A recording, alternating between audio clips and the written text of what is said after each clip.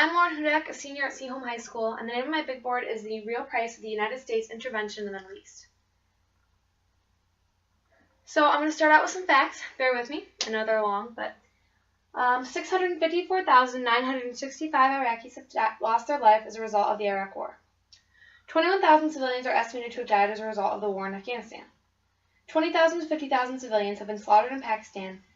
In terms of U.S. casualties, over 6,000 American soldiers have lost their lives in the Middle East, and 1 million have been wounded, in addition to the 2,753 Americans killed in the September 11th terrorist attacks. This isn't counting the multitude of American civilian casualties that have occurred as a result of Islamic terrorist attacks, such as the U.S. Embassy bombings of 1993 and 1998, the Boston Marathon bombing of 2013, and the World Trade Center bombing of 1993. So, all of this leads me to one huge point, which I'm going to focus my presentation on, that there is widespread conflict between the U.S. and the Middle East. And with any conflict, there have been social tensions and distrust as a result of this conflict. And you'll see this with any two conflicts that have been at war with each other. I mean, it's hard to argue that China and Japan were on good terms after the conclusion of World War II. However, this conflict is unique in that the social tensions that have resulted as a result of the conflict are not just a byproduct of the war. They are actually helping to fuel the war between the two nations. And that leads me to my thesis, which is that the widespread conflicts that exist between the U.S. and some parts of the Middle East have transitioned from being rooted in political necessity to being fueled by the ideological differences and social distrust as a result of past political action. So to talk about this, I'm going to kind of talk first about a history of the conflict. And since we only have a very, very limited amount of time, I'm just going to talk about 2 or 3 main events that I think help kind of characterize the conflict that existed between the U.S. and the Middle East pre-9/11. And I'm going to kind of focus on the second half of the 20th century, just because these events are more relevant to how the conflict is characterized today. So I'm going to talk about 3 main events that I think, and they're not by any means the biggest events between these two nations during this huge time of war. However, I think that they kind of help to characterize U.S. and Middle East relations the best. So I'm going to start by talking very briefly about the UN recognition of the State of Israel in 1947. And I'll talk later in my presentation about the Israeli-Palestine conflict, but although I'm sure many of you have a base knowledge about that, mostly because we studied it in Flex, so those of you that are in Flex learned about it, and also just because it's a huge hot topic today and many people know about it. But anyway, so yeah, in 1947, the U.S. made a huge political move when we recognized the State of Israel. And so this kind of, for the first time, it really lined ourselves up in the negative view of most of the countries that belong to the Arab League, just because we were now allying against one of their opponents in war. So that was really helped to kind of set the tone for U.S. Middle East relations, and it really started off in a negative light. But I'm then going to talk about the Iranian coup d'etat of 1953, and this happened under the regime of President Eisenhower. His administration made it happen, and it happened when the Prime Minister of Iran, Mohammad Mossadegh, looked to nationalize Iranian's oil production.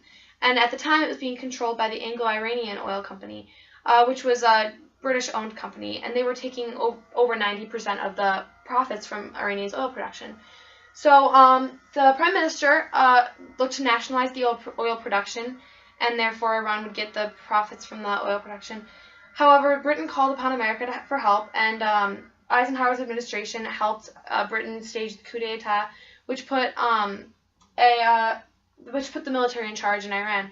And the person that they put in charge was sympathetic to oil interests of the European and American variety. So the oil production was not nationalized in keeping with American interests.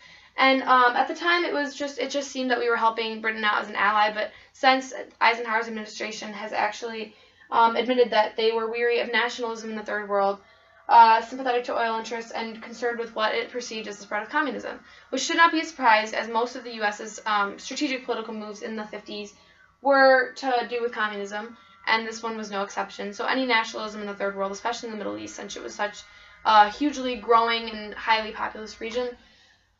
So this kind of set a huge precedent in the U.S. foreign policy, and that's that the U.S. was now willing to disrupt the political order of a foreign country in order to further its own agenda. So this was kind of a big deal. It was the first time, or not the first time, but it was one of the major times that the U.S. directly intervened in the foreign order of a nation. So this is strategic political action at its finest. And this was kind of carried on, and it happened again with the Suez Crisis of 1956, also under President Dwight Eisenhower's administration. And this, the event here was that Egyptian President Nasser, who he looked to nationalize the Suez Canal Company, who it ran through Egypt, and it was a huge economic, political trade route. And at the time, it was duly owned by Britain, France, and a little bit of Israel. And so the Egyptian President Nasser looked to nationalize it and use it solely for their country's advantage.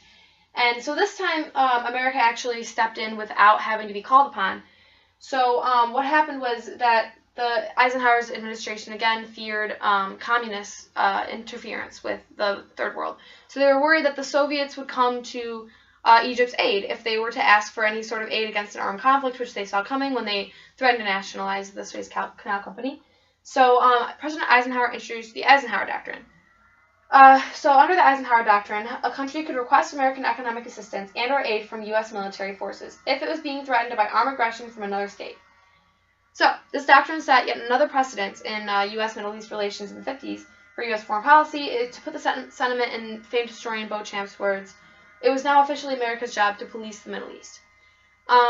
So this Eisenhower's Doctrine was a big deal, especially during this time, just because it gave us a formal reason to be in the Middle East. So this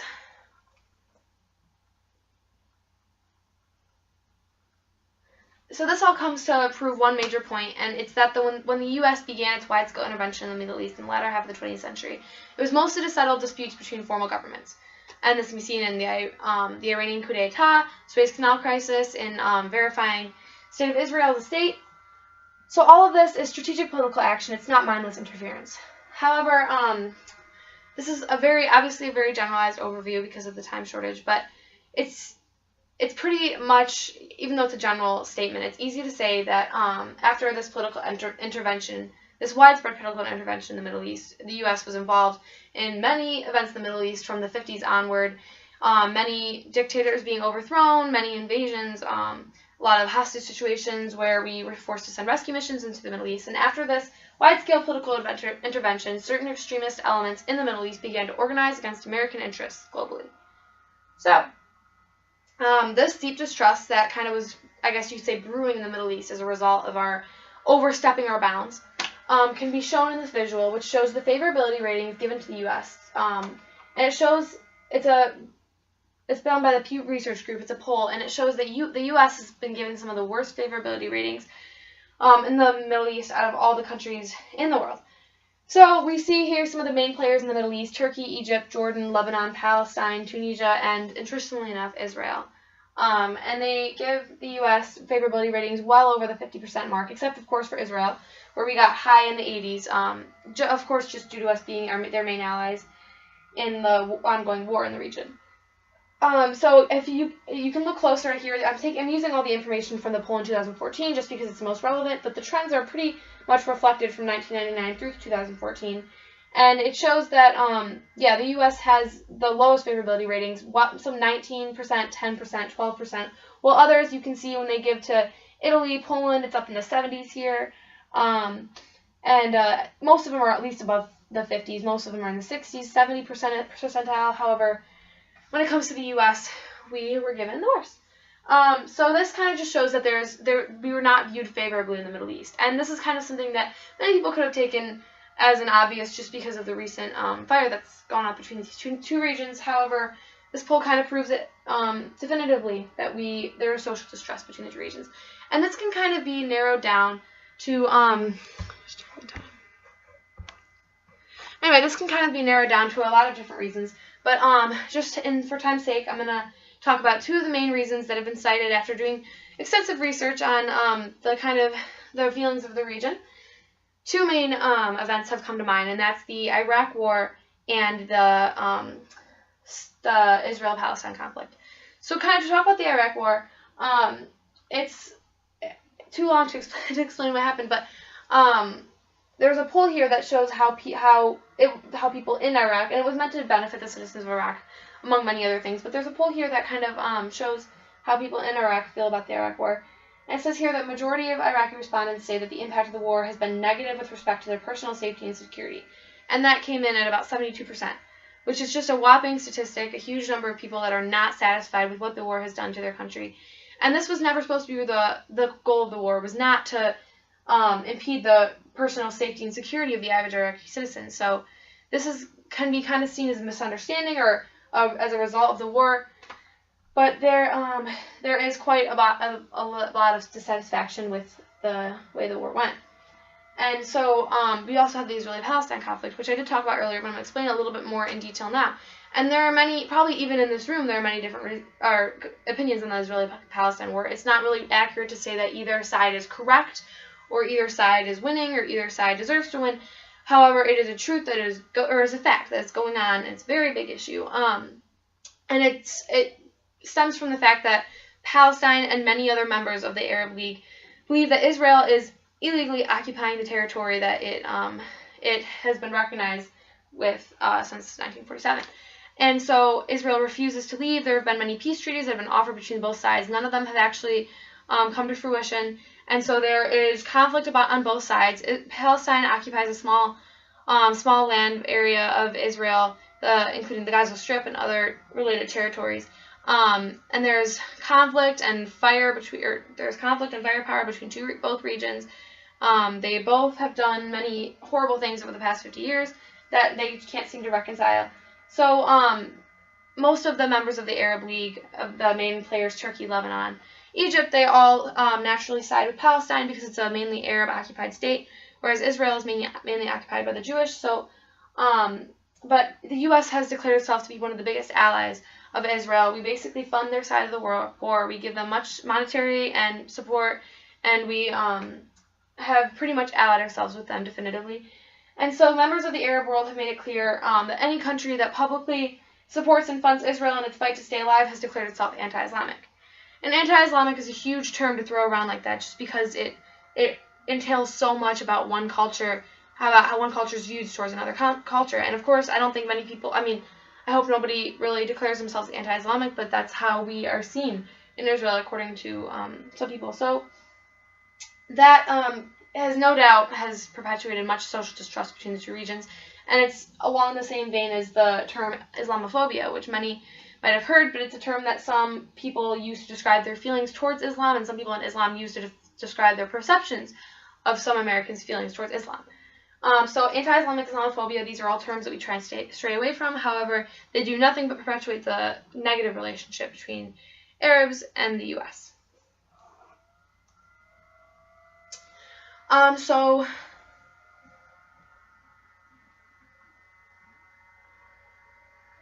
So through the latter half of the 50th century, as a result of this political intervention, as a result of the Israeli-Palestine conflict, the Iraq War, all of this has caused many rising tensions in the regions of the Middle East against America, and this has kind of manifested itself, or so this social distrust has been manifested, it seems, in many terrorist attacks upon America and Americans. And so there's a couple of main ones I'm going to talk about that happened in the latter half of the 20th century leading up to 9/11. First of all, the April of 1983 with the bombing of a U.S. embassy in Beirut, Lebanon. And this was carried out, it's been proven by the Islamic Jihad Organization, which was a fundamentalist Shia group. Also, the World Trade Center bombing of February 26, 1993, where the Kenya and Nairobi dual simultaneous U.S. embassy bombings that occurred in 1997. The 2000 attack on the USS Cole in Yemen. These are all, many fundamentalist groups can be linked to these attacks. However, leading up to the turn of the century, it seems that Al-Qaeda is responsible for most of these attacks.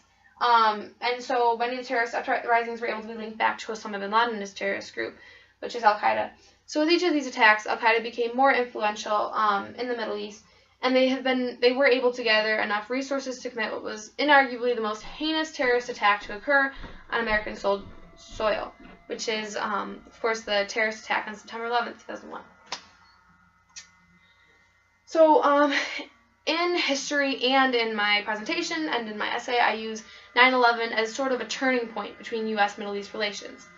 And so this kind of helps to support my thesis in that when we look at the nature of the relationship between these two countries pre-9/11, it's mostly to, the U.S. Middle Eastern foreign policy was mostly to settle formal disputes between governments and to kind of carry out strategic political action. I talked about this earlier with the Suez Canal crisis, the Iranian coup d'etat, recognizing the State of Israel. Many of these things are strategic political action designed to kind of raise America as a superpower, to kind of establish our spot in the Middle East. And it's very important to have a presence there, and all this was kind of done in the name of that. However, after 9/11, we entered into the War on Terror under George W. Bush. And so this is more of an ideological war. And so in studying the relationships between these two countries, it is certainly relevant to examine how the average American's perceptions of the Middle East and its inhabitants stood after 9/11. And so I have a poll here that shows the Americans' attitudes towards Arabs. And it much reflects the poll that was given that reflected Arabs' attitudes towards Americans, and they are almost interchangeable in that, once again, we give Arabs the lowest favorability rating out of any culture or country polled in this poll. And so it's the favorability ratings are well over 50%, whereas in most other countries in Europe and South America and Africa, they're well above 50%.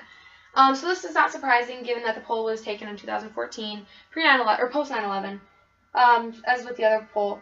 But another really interesting and clarifying point to make from this poll is the bipartisan divide in opinion that you see. So this poll is set up in a way where you could see the difference in voting, or you could see the favorability differences between Romney voters and Obama voters. And so even though there will be obviously some crisscrossing variability, generally you could say Republicans and Democrats voted differently when asked about favorability of Arabs. And so you see almost a reflection of each other, where the Democrats' vote gave the Arabs a favorably high or a high favorability rating. Of course, well under 50%, just as with the Republicans. However, it's closer to the 50% mark, whereas the Republican vote goes closer to the 0% mark. And they show a very, very significant change in percentage, whereas in the rest of the poll, the Republicans and the Democrats kind of vote within 5 to 10% of each other. Here we see a change of about 40 to 50%. So that's a big deal. It proves one essential point, that there is a political backing for their opinions on Arabs. Their opinions rest or are as a result of past political action. So this is very important. Also, the results of this poll serve as probable evidence to support the claim that the September 11, 2001 attacks had a profound effect on Americans, one that shocked them into support when it came to Bush's retaliation efforts in the Middle East. So the years following September 11, 2001 marked an obvious change in U.S. foreign policy in the Middle East. The wars in Iraq and Afghanistan, both launched by Bush in response to the War on Terror, turned out to be extremely long, costly, and bloody. The U.S. was now forced to defend itself in ways it never had before. The relationship between the U.S. and the Middle East had reached a new low, as social distrust was at an all-time high. So all of this kind of brings me back to my thesis, which I'm going to restate, and then I'm going to kind of go through how we were able to prove it. So my thesis was that the widespread conflicts that exist between the U.S. and some parts of the Middle East have transitioned from being rooted in political necessity to being fueled by ideological differences and social distrust as a result of past political action. So first, we talked about the history of the conflict in the latter half of the 20th century between the U.S. and the Middle East.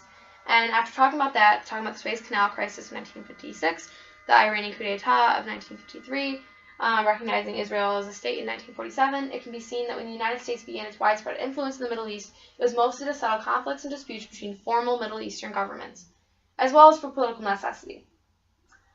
Secondly, as we saw in the poll on both the reception of the Iraq War, as we saw in a poll on the American favorability ratings given by Arab voters, we can be seen, it is clear that as U.S. intervention in the Middle East continued to grow, members of the Arab world had compiled a serious list of complaints that, when left unresolved, became fuel for the terrorist regime.